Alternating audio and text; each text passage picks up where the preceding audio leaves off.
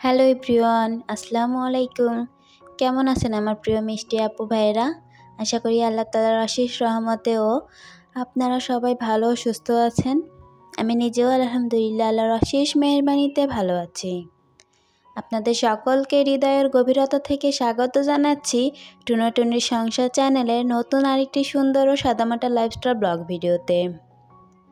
Video শুরুতেই সবাইকে একটা রিকোয়েস্ট করে নিচ্ছি, আমার ভিডিওটি যারা ক্লিক করেছেন প্লিজ একটা লাইক দিয়ে ভিডিওটা কন্টিনিউ করবেন। আপনাদের ছোট একটা লাইক আমার জন্য খুবই গুরুত্বপূর্ণ। আপনারই মতো অনেকের কাছে আমার ভিডিওটি পৌঁছে দিতে সাহায্য করবে, সেই সাথে নতুন দিনে নতুন আরেকটি ভিডিও মেক করা উৎস জাগিয়ে তুলবে। তাই বুঝতেই পারতেছেন আপনাদের ছোট্ট একটা লাইক আমার কাছে কতটা মূল্যবান। তাই প্লিজ সবাই একটা করে লাইক দিয়ে তারপর পুরো ভিডিওটা দেখে নেবেন। আজকের ভিডিওটা শুরু করেছি রান্নাঘর থেকে বলতে দুপুরে রান্নাবান্নার সময় থেকে আর কি। আজকে দুপুরে একটু রান্না করে সবগুলো কাজ তাড়াহুড়ো করে গুছিয়ে আমি চলে যাব একটু বাইরে। এই জন্য সবগুলো কাজ অনেক তাড়াহুড়োর মধ্যে করেছি। এই জন্য তেমন কোনো ভিডিও ক্লিপ নেওয়া হয় নাই, যতটুকু নিতে পারছি আর কি ততটুকুই আপনাদের মাঝে শেয়ার করতেছি। তার মধ্যে আমার গেস্ট ছিল, মেহমান এসেছিল, এই কারণে অনেক ভিডিও নিতে পারি নাই। বাসায় মেহমান আসলে না কেন জানি আমি কোনো ভিডিও ক্লিপ নিতে পারি না, কেন যেন আমার কাছে কেমন আনইজি ফিল হয় আর মনে হয় ক্যামেরা অন করে কাজ করতে অনেক লেট হয়ে যাবে। এই জন্য আমি সবসময় মেহমান আসলে ক্যামেরা অফ করেই কাজ করে নিই। এই কারণে তেমন একটা ভিডিও নিতেই পারি না। মেহমান যেহেতু দুদিন ছিল, এই দুদিন আমি তেমন কোনো ভিডিও নিতে পারি না, তবে মেহমান চলে যাওয়ার দিনে এই ভিডিওটা ছিল। দুপুরবেলা মেহমান খেয়ে দিয়ে চলে গিয়েছিল, এই জন্য অনেক তাড়াহুড়োর মধ্যে আমি রান্না করছিলাম। তারপর অনেক রান্নায় আমি ভিডিও নিতে ভুলে গেছি, শুধু একটা মাত্র তরকারি রান্নায় আমি ভিডিওটা নিতে পেরেছি। প্রথমেই আমি দেখলেন ভাতটা বসিয়ে দিয়েছিলাম, তার সাথে নতুন আলু দিয়ে ডিমটা সিদ্ধ বসিয়ে দিয়েছিলাম। আজকে নতুন আলু দিয়ে ডিম দিয়ে একটা রান্না করব। এই রান্নাটা এর আগেও আমি শেয়ার করেছি। এটা বেশ ভালো লাগে আমার কাছে খেতে, আমার হাজব্যান্ডও বেশ পছন্দ করে। তাই আমি এটা রান্না করেছিলাম, তার সাথে মুরগি রান্না করেছিলাম। তবে মুরগি রান্নাটা অনেক তাড়াহুড়োর মধ্যে করেছিলাম, এই কারণে আর কি ভিডিও ক্লিপ নেয়নি। এদিকে কিন্তু আমার আলু ডিম সিদ্ধ হয়ে গেছিলো, তারপরে আমি সুন্দর করে ডিমগুলো ছাড়িয়ে নিয়েছিলাম। আলুগুলো অফ ক্যামেরাতে ছিলে নিয়েছিলাম, তারপরে পরিষ্কার পানি দিয়ে আবারও ধুয়ে নিয়েছিলাম। তারপরে ডিমগুলো একটু ভেজে এখন মশলাগুলো কষিয়ে কেটে রেখেছিলাম আলুগুলো, সেই আলুগুলো দিয়ে ভালো মতো একটু কষিয়ে নিয়েছিলাম। কষানো শেষ হয়ে গেলে তারপর আবারও ঝোলের পানি দিয়েছিলাম। যেহেতু আলুটা সিদ্ধ করা আলু ছিল, এই কারণে খুব বেশি আমি কষানো লাগে নাই। ঝোলের পানি দেওয়ার পরে ভেজে রাখা ডিম এবং আমি ভেজে রাখা ডালের বড়িটাও দিয়ে দিয়েছিলাম। কিছুক্ষণ জাল করার পরে আমার তরকারিটা হয়ে গেছে। এই যে আমি এখন সুন্দর মতন করে একটা গামলায় আমি তরকারিগুলো ঢেলে নিব। তরকারিটা কিন্তু বেশ মজা হয়েছিল, আমার মেহমানও অনেক পছন্দ করেছিল। তারপরে আমি চলে যাব রান্নাঘরটা ক্লিন করার জন্য।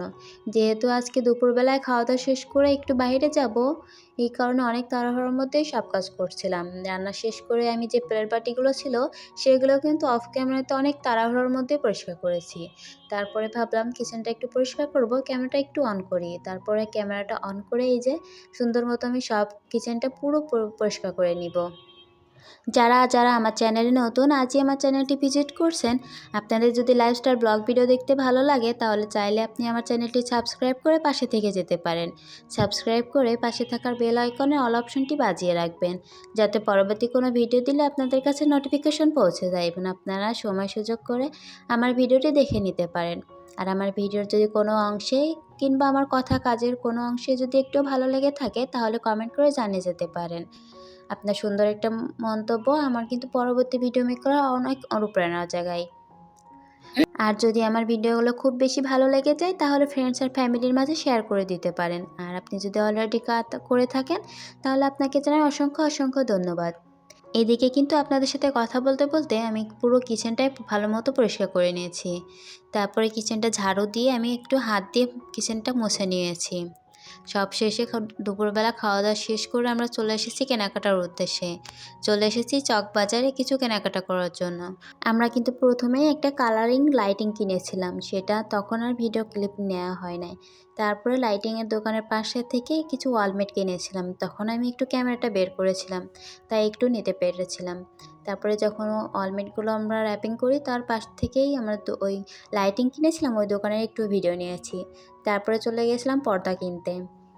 অনেক কিছুই কিন্তু কেনাকাটা করেছিলাম, কিন্তু সব জায়গায় ভিডিও ক্যামেরা অন করতে ভালো লাগে না, তাই মাত্র 2টা দোকানেই ক্যামেরাটা অন করেছিলাম। পর্দাগুলো নিয়ে আমরা চলে গিয়েছিলাম বিছানার চাদর, কুশন বালিশ এগুলো কিনতে। চকবাজার থেকে লাইটিংগুলো, তারপরে ঘাস কার্পেট, ওয়ালমেটগুলো কিনেছিলাম। এগুলো কেনা শেষ হয়ে গেলে আমরা চলে গিয়েছিলাম ইসলামপুরে। ইসলামপুর থেকে পর্দা, কুশন বালিশ এবং একটা বিছানার চাদরও নিয়েছিলাম। এবার আমি বাসায় এসে সবগুলো জিনিস বের করে আপনাদেরকে একে একে দেখাচ্ছিলাম। প্রথমেই যে ওয়ালমেট এবং লাইটিংগুলো দেখিয়ে দিলাম। এবার আমি বিছানার চাদরগুলো বের করতেছি। চাদরটা কিন্তু বেশ সুন্দর ছিল। এটা ছিল ওয়াফেলের মধ্যে। তবে কিন্তু চাদরটা কেনা আমাদের জন্য একদমই লস হয়েছে, কারণ দামটা আমাদের কাছে অনেক বেশি নিয়েছি। বাসায় এসে দেখি অনলাইনে এর থেকে অনেক কমে বিক্রি করতেছে, যার কারণে মনটা একটু খারাপ হয়ে গেছিলো। বাসায় এসে আমি আমার হাজব্যান্ডকে বলছিলাম, দেখো একই চাদর অনলাইনে কত কমে পাচ্ছি আর আমরা কত বেশি দামে নিয়ে এসেছি। তবে আমার হাজব্যান্ড আমাকে বোঝাচ্ছিল যে কাপড়ের পার্থক্য তো থাকতে পারে। আমার কাছে মনে হয়েছে অনলাইনের থেকে এই কাপড়গুলো বেশি ভালো, তাই একটু দাম বেশি নিলেও সমস্যা নাই। এভাবে আর কি আমার হাজব্যান্ড আমাকে বোঝাচ্ছিল। এরপরে আমি পর্দাগুলো বের করে নিচ্ছিলাম। তবে দোকানদার আমাদের বলে দিয়েছিল দড়িতে যেহেতু পর্দাগুলো বেঁধে দিয়েছিল কিছুক্ষণ পরে আর কি খুলতে, মানে 2-3 ঘন্টা পরে খুলে ফেলতে। কিছুক্ষণ রেখে দিলে নাকি পর্দাগুলো ভাঁজগুলো অনেক সুন্দর থাকে, তাই আর খুলে আপনাদেরকে দেখালাম না। এবার আমি ঘাস কার্পেটটা একটু খুলে দেখাবো। এই ঘাস কার্পেটের এত পরিমাণ দাম সত্যি জানতাম না। গিয়ে দেখি এত পরিমাণ দাম, এতটুকু ঘাস কার্পেট আমার কাছে 1400 টাকা নিয়েছিল। এই যে দেখুন ঘাস কার্পেটটা মেলে আমি ঘাস কার্পেটের উপর সবগুলো জিনিস এবার রেখে দিব। আমার কাছে এই ঘাস কার্পেটগুলো 90 টাকা করে স্কোয়ার ফিট ধরেছিল। তবে নাকি এটা অনেক ভালো ছিল, যার পরে 90 করেই ধরেছিল আমাদের কাছে। টোটাল এখানে 1400 টাকার ঘাস কার্পেট ছিল।